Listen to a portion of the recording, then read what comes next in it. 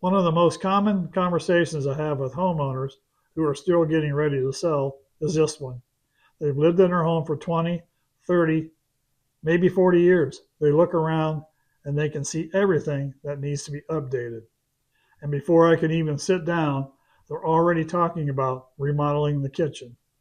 I'm Jim West. I've been selling homes in Marysville and Union County for over 20 years. And today, I want to walk you through what actually needs to be done before you list your home and what you can safely leave alone. Because spending money in the wrong places before a sale is one of the most common and costly mistakes I see sellers make. Let's start with what you can leave alone. The kitchen and bathrooms are almost always the first thing sellers want to update. And I understand why. You've watched the home renovation shows. You know your kitchen is dated. You assume buyers will want something new. Here's what the numbers actually say. A full kitchen remodel before a sale typically returns somewhere between 50 and 60 cents on every dollar you spend. That means if you put $30,000 into a new kitchen, you might recover $18,000 of it in your sale price. The rest is gone. Buyers factor in cosmetic updates when they make an offer, but not dollar for dollar. What they're really looking for is a home with good bones that they can make their own over time. Your oak cabinets and Formica countertops are not going to prevent your home from selling if everything else is in order. Price a home accurately for its current condition and let the buyers make the updates they want with their own money. Now, here is where you do need to spend money. The systems and structure of your home. A buyer is going to hire a home inspector.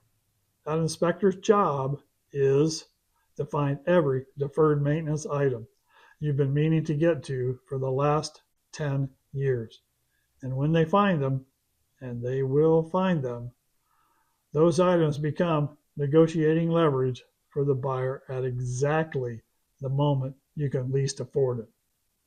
A roof with a few years of life left on it, an HVAC system that's 20 years old and struggling, a water heater that's past its expected lifespan.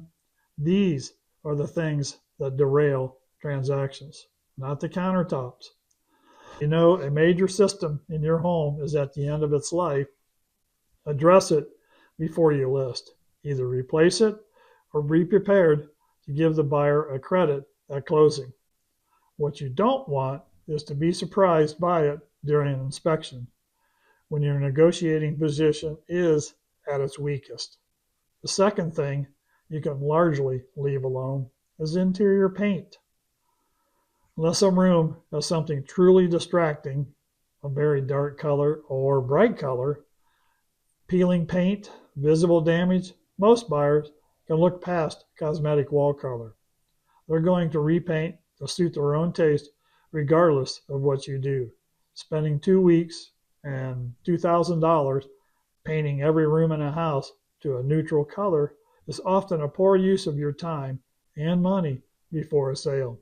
What you cannot leave alone is the smell and the cleanliness of your home. This is the most important thing I tell sellers who have lived in their homes for a long time. And it's the hardest for people to hear, honestly. We stop noticing our own home after a while. The way it smells, the way it feels when you walk in, we're used to it. Buyers are not used to it. And the impression they form in the first 30 seconds inside your front door is the impression they carry through the entire showing. A home that smells clean and feels fresh gives buyers confidence. A home that doesn't raises questions they may not be able to articulate. They just know something felt off. Have the carpets professionally cleaned. Hire a cleaning crew before showings begin. And I have those people to do that. If you have pets, talk to me about an ozone treatment before we go into market. These are low-cost steps with a high return in buyer confidence. The third and final thing that genuinely needs to be done before you sell, and this one is the most personal, is decluttering. After decades in a home, most of us have accumulated more than the space can comfortably hold. You've seen the hoarders. That's not a criticism, it's just a reality of a life well lived in one place. But when buyers walk through your home, they need to be able to picture their belongings in the space. They can't do that when every surface is full and every room feels tight. My advice is simple. Start early. Pack up what you're not actively using. If a room has 3 bookcases, move 2 of them out. If the garage is full, rent a storage unit. If you're going to move anyways, this is just getting a head start on the process. A decluttered home photographs better, shows better, and feels larger to buyers. It's one of the highest return things you can do before your home goes on the market. And it costs nothing but time and decisions. So here's the short version. Leave the kitchen alone. Don't repaint every room.